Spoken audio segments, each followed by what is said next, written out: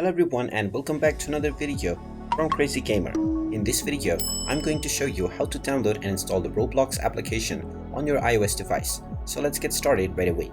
First of all, go ahead and open up the iOS App Store on your device. And once you open it up, tap on the search box and then type in Roblox and start your search. Once you find the Roblox application, tap on it and you will see the Get button. Tap on the Get button and this will begin the download and installation of the Roblox application on your device.